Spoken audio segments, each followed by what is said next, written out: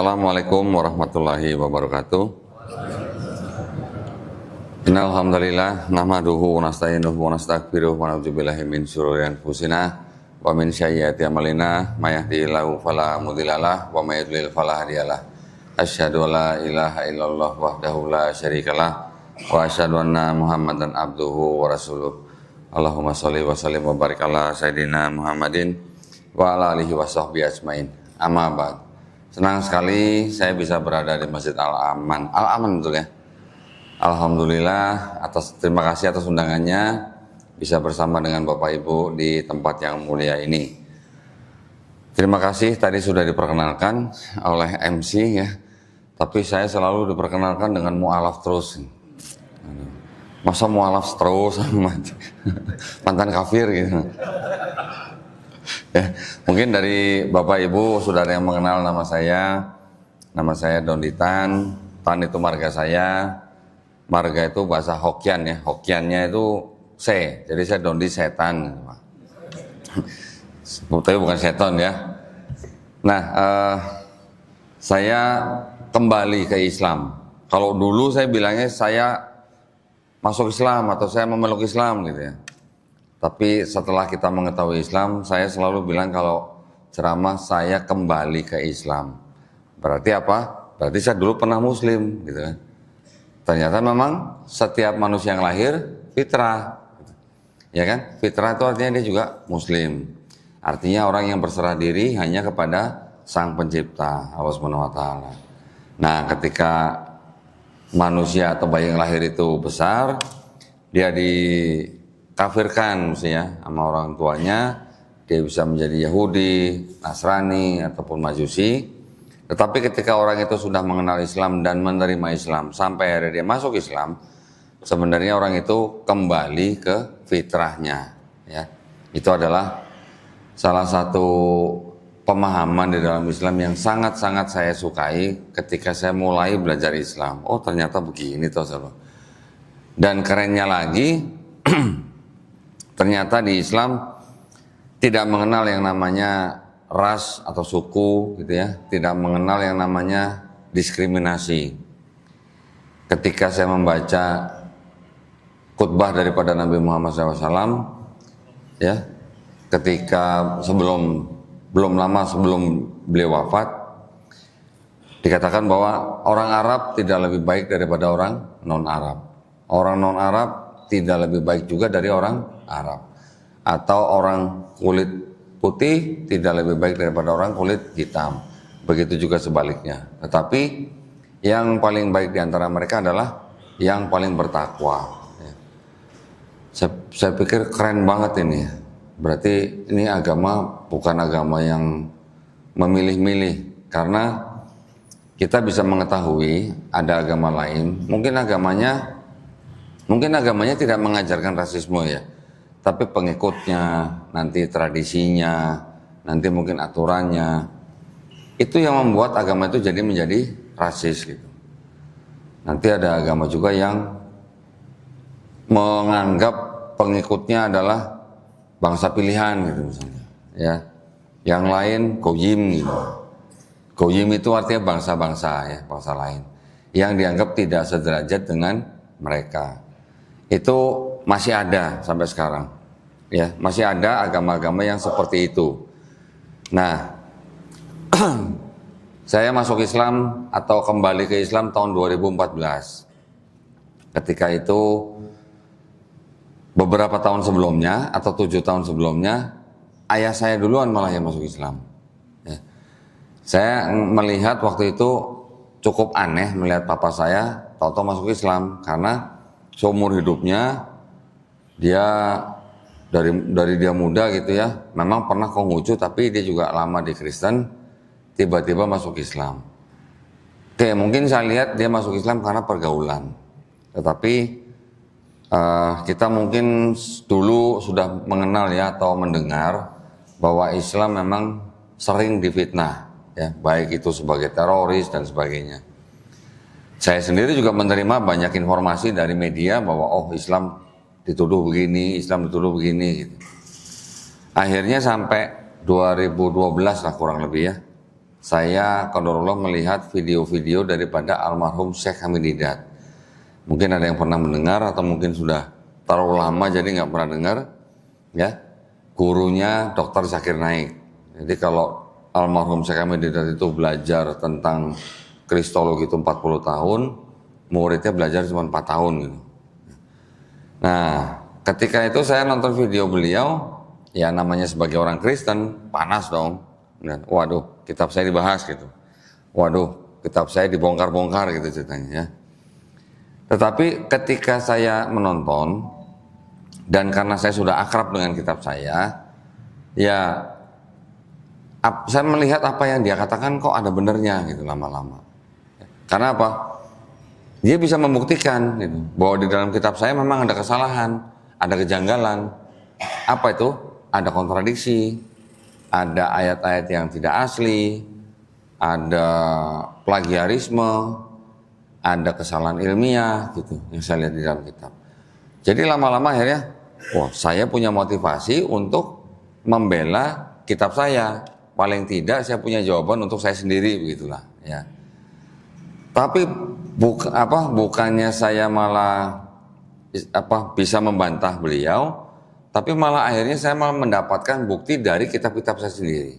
Nah, jadi ketika saya melakukan riset kecil-kecilan, malah saya mendapatkan bukti apa yang dikatakan oleh almarhum Syekh Hamid Didat.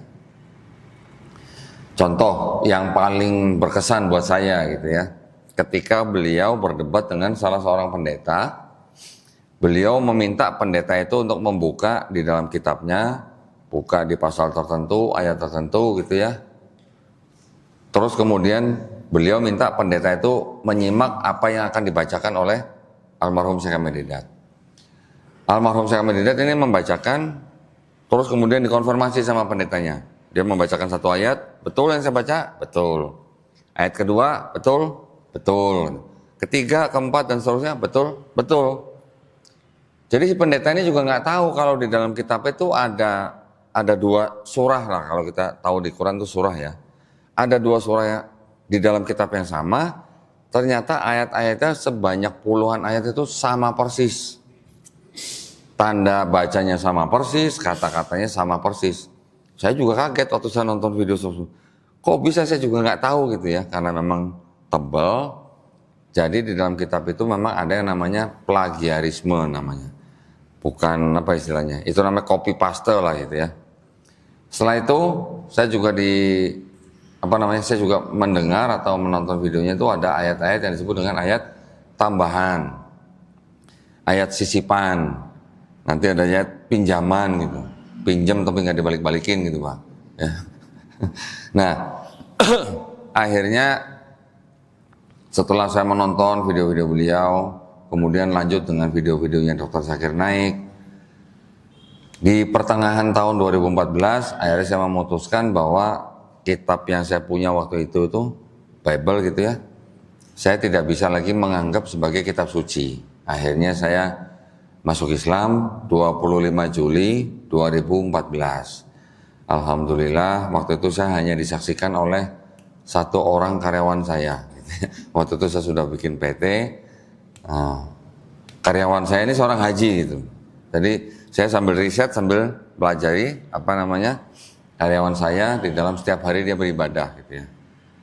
Jadi ternyata saya juga baru mengetahui bahwa apa yang dilakukan oleh karyawan saya yang seorang haji itu, dia melakukan ibadahnya ternyata tertulis juga di kitab saya gitu.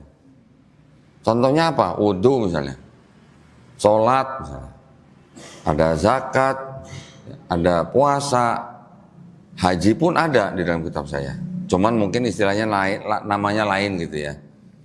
Kok bisa gitu, kok sama gitu. Memang dulu saya berpikir begini, saya kan besar memang di sebuah kampung yang banyak muslimnya. Saya berpikir bahwa Kristen dan Islam itu hanya seperti 2 orang anak, lain ibu, 1 bapak gitu lah. Kenapa begitu? Karena saya berpikir kalau di Islam itu mengikuti dari ajaran atau keturunan dari Nabi Ismail alaihissalam. Kalau yang Kristen dari Nabi Ishak alaihissalam gitu ya.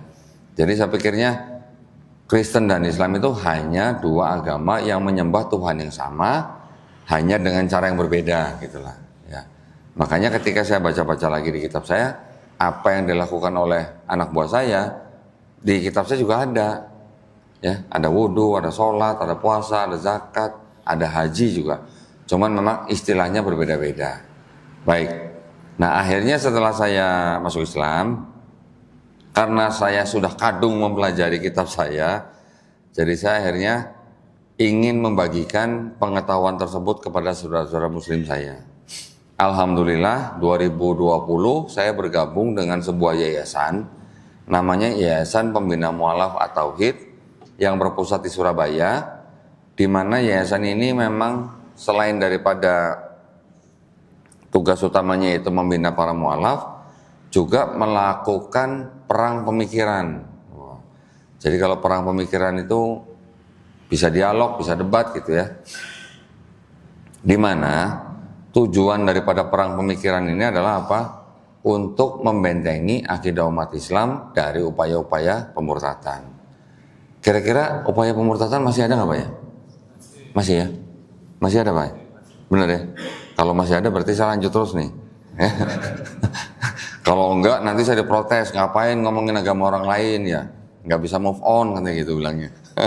Ya. Jadi saya di dalam Yayasan Pembina Mu'alaf at-Tauhid ini, saya diamanahkan menjadi ketua litbang dan saya ditargetkan gitu ya, saya ditargetkan harus melakukan debat face to face atau tatap muka dengan pendeta-pendeta minimal 2 kali dalam setahun gitu. Tujuannya apa? Tujuannya adalah supaya kita bisa melakukan edukasi untuk para penonton.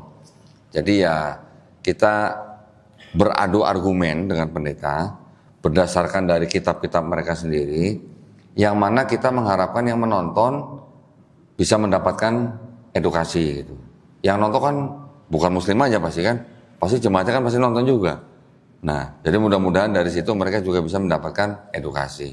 Syukur-syukur ada yang bersahadat. Tapi kita tidak punya niatan untuk memualafkan siapa-siapa ya. Ya, kalau misalnya ada yang menonton debat itu terus kemudian masuk Islam, alhamdulillah, itu bonus gitu ya. Tapi kalau nggak ada juga tidak apa-apa. Tapi buat kita yang penting melakukan perang pemikiran itu adalah kita sudah mengajak orang untuk bertauhid. Ya, saya juga dikatakan masuk Islam juga gara-gara menonton videonya almarhum Syekh Ahmed Didat. Almarhum Syekh Ahmed Didat itu juga mungkin nggak tahu orang di belahan bumi mana yang masuk Islam gara-gara debat dia, begitu kan? Itu yang kami lakukan supaya insya Allah kita sudah menyampaikan pesan baik kepada muslim maupun yang belum muslim. Saya sebutnya belum muslim ya, insya Allah mereka masuk Islam, untuk mengajak orang bertauhid. Jadi ilmu yang kami gunakan ini disebut dengan ilmu kristologi. Ada kata krisnya. Kristologi itu artinya salah satu bidang ilmu yang mempelajari tentang posisi Yesus Kristus atau Isa Al-Masih di dalam agama kekristenan. Ya. Tetapi kita mempelajari ilmu itu bukan untuk kita menjadi Kristen, bukan. Tetapi untuk kita membandingkan dengan akidah kita. Supaya apa? Kita bisa menutup celah di mana ada upaya-upaya pemurtadan kepada kita, baik kepada keluarga kita, baik kepada teman dan saudara kita, gitu ya. Banyak sekali kasus-kasus pemurtadan yang kami tangani dan macam-macam modusnya. Mungkin Bapak Ibu pernah mendengar gitu istilahnya, ada orang yang ketuk-ketuk rumah gitu ya, door to door gitu. Selamat siang, selamat sore, selamat malam, kami dari tim apa gitu, ingin memberitahukan tentang kabar keselamatan gitu. Waduh, kabar keselamatan, biasanya yang senang ibu-ibu tuh kalau dengar begitu ya. Kabar keselamatan, nanti ngasih brosur, ngasih pamflet gitu. Terus akhirnya mereka mengajak diskusi dan mengajak ke agama mereka. Itu memang mereka sudah ada ilmunya gitu ya. Ilmunya bagaimana bertamu, bagaimana mengatakan sesuatu kepada calon targetnya, dan itu sudah banyak yang menjadi korban. Kita juga tahu bahwa dari semenjak kemerdekaan, umat Islam yang jumlahnya kurang lebih 95% pada waktu itu, berkurang menjadi kurang lebih 92%, ketika peristiwa G30 SPKI ya, ketika mulai Orde Baru tahun 70-an 80-an turun lagi menjadi 87%. Sampai sekarang masih di level 87%, walaupun Indonesia merupakan negara berpenduduk Islam terbesar di dunia. Saya nggak tahu, kemarin dengar-dengar kata sudah disalip sama Pakistan katanya. Nah, kita sekarang Indonesia persentasenya masih kurang lebih 87%. Walaupun ada kenaikan sedikit dari tahun 2019 sampai 2022, kenaikan kurang lebih sekitar 0,3% dengan bertambahnya 10 juta penduduk Islam. Ya, tapi masih jauh dari 95% ya, dari tahun tahun 45 maksud saya. Jadi, memang sekarang ini Islam juga memang menjadi agama yang pertumbuhannya paling tinggi di seluruh dunia ya. Di Eropa, di Amerika banyak gereja yang dijual karena kosong, karena yang datang hanya orang-orang tua, sedangkan biaya maintenance-nya begitu mahal kalau di Eropa. Sekarang banyak gereja ada yang menjadi perpustakaan, ada yang menjadi restoran, bahkan ada yang menjadi masjid.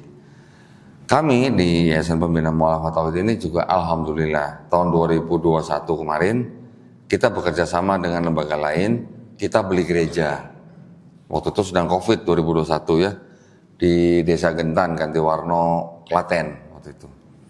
Kita beli gereja, kita jadikan masjid. Menjadi masjid apa? Masjid Isa Al-Masih. Nama desanya Gantiwarno. Jadi gerejanya kita ganti warna. Dari krem jadi hijau gitu. Alhamdulillah.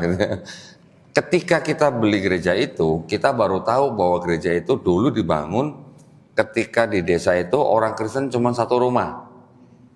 Bayangin, cuma 5 orang, suami, istri, dan 3 anak. Kok bisa bangun gereja? Orang umat Kristennya cuma satu rumah, 5 orang. Kok bisa? Apakah kira-kira tidak ada pelanggaran prosedur? Nah, berarti ada pelanggaran prosedur waktu itu. Karena kalau tidak salah, syarat mendirikan rumah ibadah itu kalau nggak salah 99 kakak atau bagaimana gitu, saya lupa ya. Ini cuma 1 kakak bisa bangun gereja gitu. Gimana caranya? Nah, cuman ya yang sudah terjadi sudah, ketika kita datang ke situ, yang saya cari apanya? Salib. Saya masuk ke gereja, yang saya cari salib gitu. Pengen saya abadikan gitu, menurunkan salib pelan-pelan gitu. Ternyata sudah nggak ada, gerejanya sudah kosong, furniture sudah habis, salibnya sudah dicopot dalam mimbar. Ketika saya keluar ke seberang gereja gitu, mau ngopi itu, saya lihat di atas gereja di di bawah atap itu masih ada salibnya ternyata. Lumayan tingginya kira-kira 1 meter. Oh, masih ada. Ya udah kita videoin. Itu yang menjadi rasa yang sulit dibayangkan gitu ya. Sampai akhirnya kita bersihkan gerejanya, kita tentukan kiblatnya, akhirnya kita sholat pada hari itu ya. Wah, rasanya luar biasa, sholat di tempat bekas gereja gitu ya. Alhamdulillah, sekarang sudah menjadi masjid yang aktif di sana.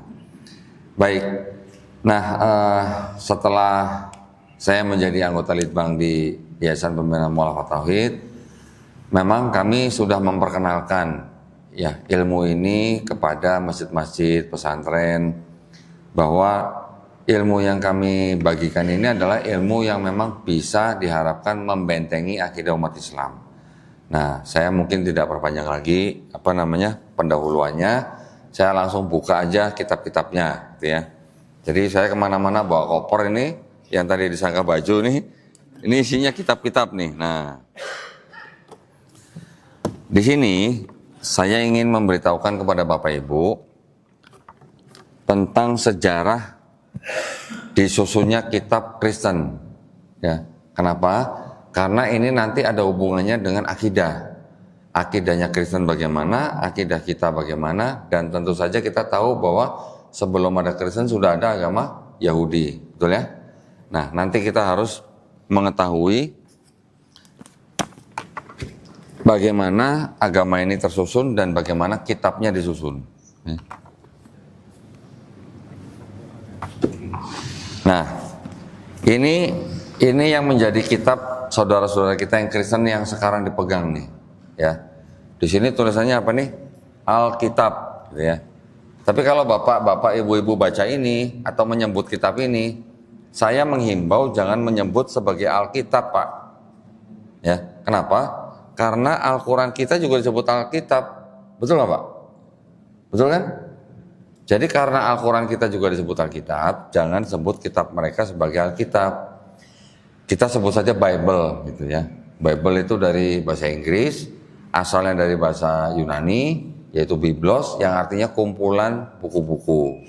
Nah, kita sebut aja nih Bible, jangan Alkitab, karena takut kesaru gitu, Pak. Al-Quran sebagai Alkitab, ini juga Alkitab, gitu. Nanti mudah diupayakan menyaru gitulah. Ya. Nah, kitabnya orang Kristen ini yang saya pegang, ini adalah kitab yang biasa dipakai oleh saudara-saudara Kristen dari kalangan Protestan, gitu. Namanya Protestan, gitu. Berarti suka protes, gitu. Memang betul agama ini timbul karena dulunya protes, gitu. Ya, yang mendirikan namanya Martin Luther. Ketika itu kurang lebih tahun 1516, ya di abad 16, Martin Luther yang saat itu Katolik, dia protes kepada gerejanya sendiri, gitu. Jadi di gerejanya itu dulu ada praktik orang bisa melakukan ritual pengampunan dosa, gitu. Jadi ada kayak bilik kecil, jemaat bisa masuk ke dalamnya, di dalam sudah ada romonya, nanti jemaat itu mengaku dosa, bilangnya diampuni, bahkan sampai dapat sertifikat, gitu. Ada sertifikat pengampunan dosa, gitu. Yang akhirnya waktu itu sampai ada praktik sampai komersil, harus bayar sekian gitu untuk dapat sertifikat itu. Bahkan bisa digadein gitu. Bayangkan, praktek seperti itu dulu diprotes oleh Martin Luther dan hal-hal yang lain, sehingga Martin Luther mendirikan Kristen Protestan, gitu ya. Nah, jumlah kitab di dalam kitab ini ada 66 kitab atau 66 surah, gitu ya. Ini 66 kitab yang mana ini ada indeksnya kan ya, ada yang warna hitam, ada yang warna merah nih. Yang warna hitam ini, nah ini disebut sebagai perjanjian lama, kitab-kitab yang masuk dalam perjanjian lama. Kalau yang warna merah ini disebut sebagai kitab-kitab dalam perjanjian baru. Yang perjanjian lama ini, yang berisi 39 kitab, ini ternyata bukan punya Kristen. Ini ternyata punya kitab Yahudi yang diadopsi gitu ya. Jadi diadopsinya karena memang agama Yahudi dulu kan yang ketika berada di daerah Mesir itu mereka sedang berada di era budaya Helenisme. Ya, tahu ya Helenisme, pernah dengar Helenisme, Pak? Bu? Belum pernah. Helenisme itu budayanya orang Yunani. Ya, budaya orang Yunani yang dibawa ke daerah sekitar situ, ada Palestina, Mesir, Persia, Babilonia gitu ya. Yang mana orang-orang Yunani dulu kan percaya dengan dewa-dewa. Ada dewa Zeus gitu ya. Dewa Zeus menghamili perempuan muda, punya anak, Hercules. Pernah dengar Hercules ya? Nah, kalau Hercules tahu, kalau dewa Zeus nggak tahu. Sekarang anak-anak muda yang tahu dewa Zeus itu untuk judi online. Nah, hati-hati itu ya. Jadi, sistem kepercayaan Helenisme itu yang memang ada di zaman itu, ada di daerah itu pada kira-kira abad keempat sebelum Masehi sampai abad pertama sebelum Masehi, itu yang mempengaruhi sistem kepercayaan orang-orang Yahudi juga, ya. Jadi karena di ajaran Helenisme ini dipercaya dewa bisa punya anak dari manusia, sehingga anak ini disebut setengah manusia setengah dewa. Itu yang mungkin diadopsi oleh orang-orang Kristen. Orang Kristen percaya bahwa Tuhan yang Maha Esa, yang disebut dengan Bapa itu, bisa punya anak melalui perawan suci Maria, anaknya Yesus. Yesus disebutnya sepenuhnya manusia, sepenuhnya Tuhan. Kita Islam juga percaya, beriman ya, bahwa Nabi Isa alaihissalam lahir dari perawan suci Maryam, betul kan?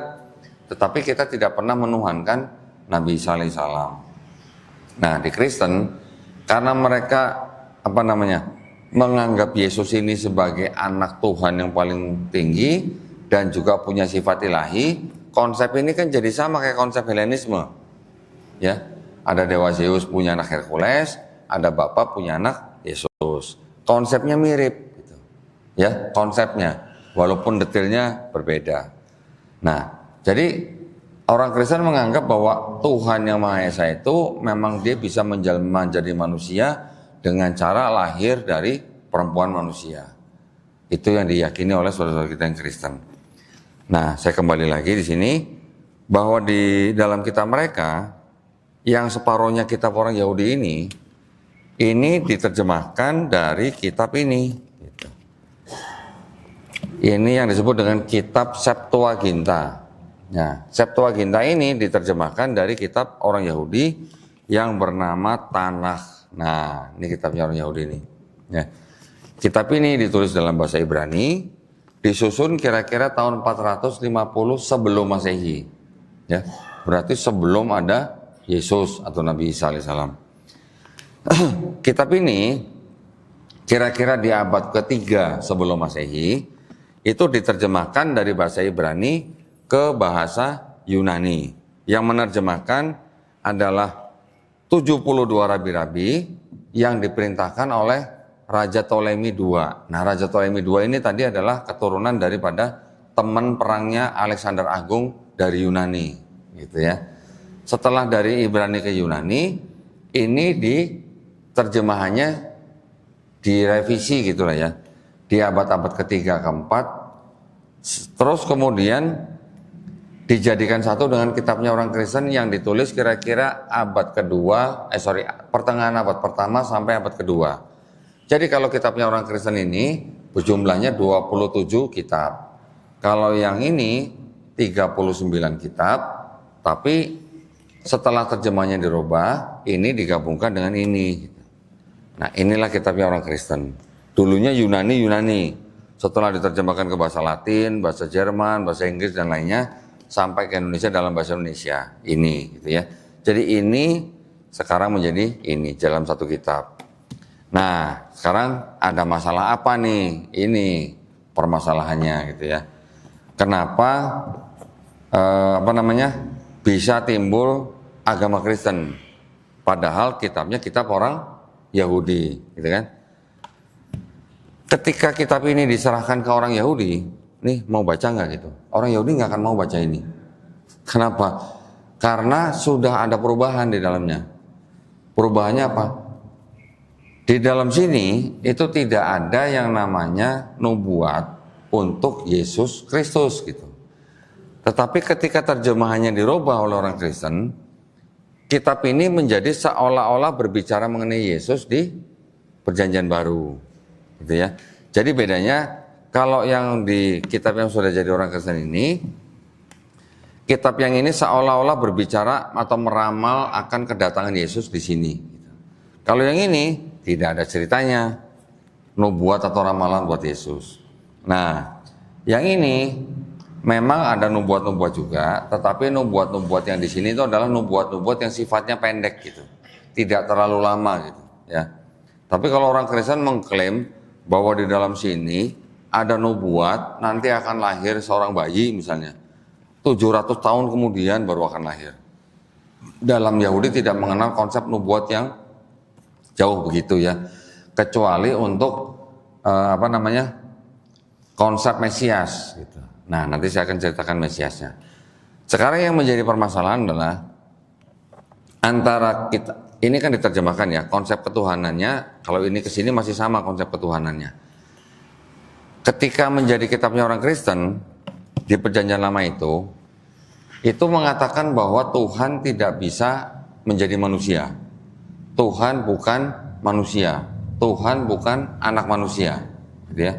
Kita sering membaca lam yalid walam yulad, betul ya? Itu sama sebenarnya, pesannya sama. Jadi Tuhan memang bukan manusia dan Tuhan bukan anak manusia. Juga dikatakan di sini bahwa Tuhan tidak akan berubah. Langit yang meliputi segala langit tidak dapat memuat Tuhan, istilahnya begitu ya. Jadi kita juga sering mendengar Allahu Akbar, akbarnya seperti apa kita tidak bisa bayangkan karena begitu besarnya. Di sini juga sama konsepnya sebenarnya. ketika masuk ke dalam agama Kristen yang ini, kitab yang ini, tiba-tiba Tuhan yang bukan manusia itu bisa jadi manusia. Menjadi siapa? Menjadi Yesus. Gitu ya. Nah, makanya ketika mereka di dalam Kristen percaya ada Tuhan yang bisa jadi manusia, timbullah paham yang disebut dengan Trinitas. Pernah dengar Pak ya Trinitas ya? Ada Bapa, Putra, Roh Kudus ya. Bapa itu Tuhan, Putra itu Tuhan, Roh Kudus itu Tuhan. Tapi bukan tiga Tuhan, tapi satu Tuhan. Paham nggak Pak? Hah? Paham nggak Pak? Ibu-ibu paham nggak Bu kalau saya bilang gitu? Enggak ya? Alhamdulillah nggak paham.